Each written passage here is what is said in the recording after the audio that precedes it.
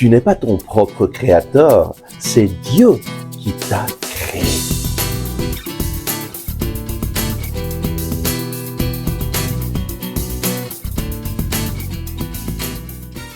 Le Christ est ressuscité. Chers amis, bonjour. Nous prions aujourd'hui avec le psaume 119 au verset 73. Tes mains m'ont fait et fixé. Fais-moi comprendre, j'apprendrai tes commandements. Le psalmiste s'adresse à Dieu en lui disant « Tes mains m'ont fait et fixé ». Il reconnaît que c'est lui le Créateur. Actuellement, il y a beaucoup de confusion dans ce monde occidental et beaucoup pensent qu'ils sont leurs propres créateurs.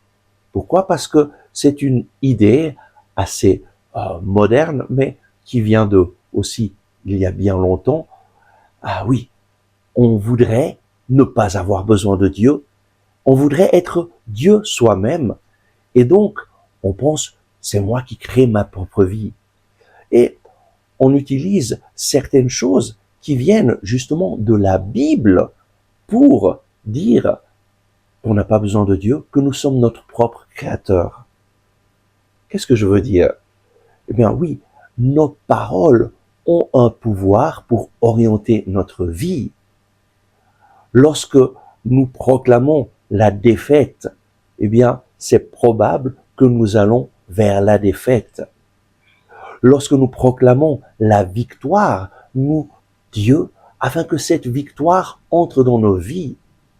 C'est ce que le Seigneur dit dans la Bible, spécialement au peuple d'Israël, qui s'étaient rebellés contre Dieu, et Dieu leur dit, eh bien, je vais vous traiter selon les paroles que j'ai entendues sortir de votre bouche.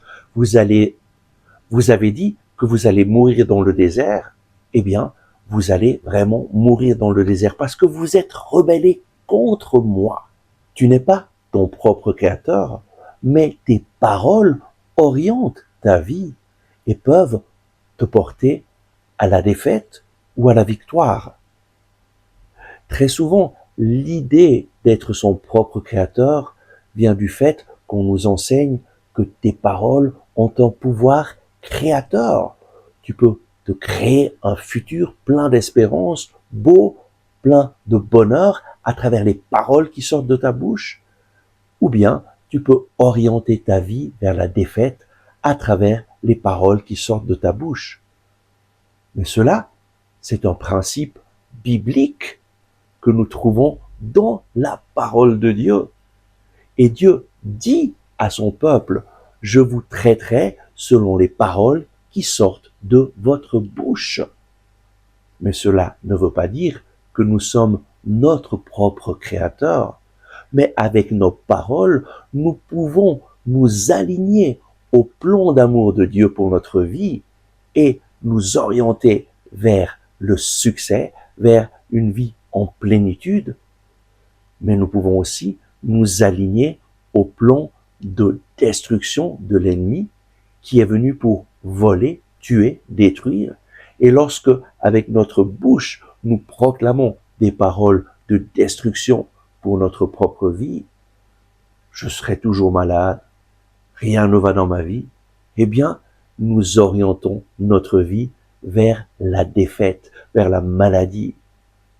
Aujourd'hui, le Seigneur t'invite à reconnaître, tu n'es pas ton propre créateur, mais tu es appelé à collaborer avec ton créateur afin que son plan d'amour se réalise dans ta vie.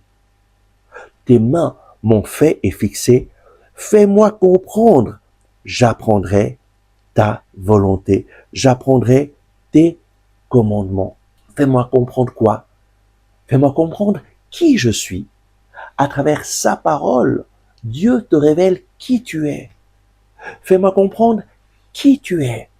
À travers la parole de Dieu, Dieu te révèle qu'il est un Père pour toi, qu'il désire prendre soin de toi. Il te révèle qu'il t'aime personnellement, qu'il veut avoir une relation personnelle avec toi. Il te révèle qu'il t'appelle par ton nom. Tu n'es pas un numéro, Tu es une personne. Dieu t'aime sans condition. Tu n'as rien besoin de faire pour mériter son amour. Il t'aime tout simplement parce que c'est lui qui t'a créé. Tu es son enfant et Dieu veut le meilleur pour toi. Voilà ce qu'il te révèle à travers sa parole.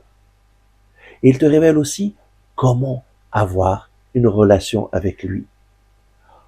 C'est Jésus-Christ qui est venu dans ce monde pour nous guider vers le Père.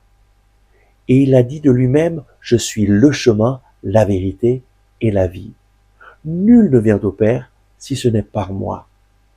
Lorsque nous accueillons Jésus dans notre vie, lui vient faire sa demeure en nous.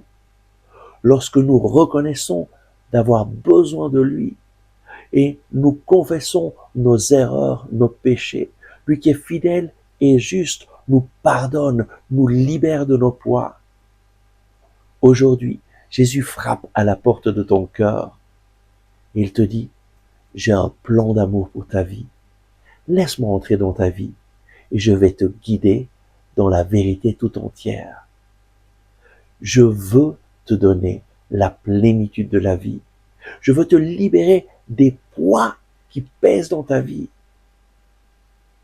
Mon frère, ma sœur, il y a des choses qui se sont passées dans ta vie et qui te pèsent. Et tu ne sais pas comment te libérer de cela.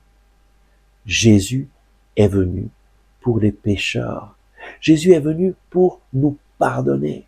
Et il s'est chargé du châtiment qui nous donne la paix. Dans ses plaies, nous trouvons le pardon, la guérison. Jésus, du haut de la croix, a prié pour chacun d'entre nous. Père, pardonne-leur, ils ne savent pas ce qu'ils font. Aujourd'hui, tu peux l'accueillir dans ta vie. Reconnaissons que tu as besoin de lui, que tu as besoin de son pardon. Et lui viendra te donner la vie et la vie en abondance. Prions. Merci Seigneur Jésus, parce que tu es le chemin, la vérité et la vie. Aujourd'hui, je reconnais que j'ai besoin de toi. Je te demande pardon pour toutes mes fautes, toutes mes erreurs. Je reviens à toi avec un corps repentant. Seigneur, j'ai besoin de toi. Viens dans ma vie. Viens me libérer de tout ce qui m'opprime. Seigneur Jésus, je t'accueille dans ma vie. Tu es le Sauveur. Tu es le Seigneur. Viens régner dans mon cœur, dans mes pensées, dans mes paroles, dans mes actions. Je veux vivre avec toi.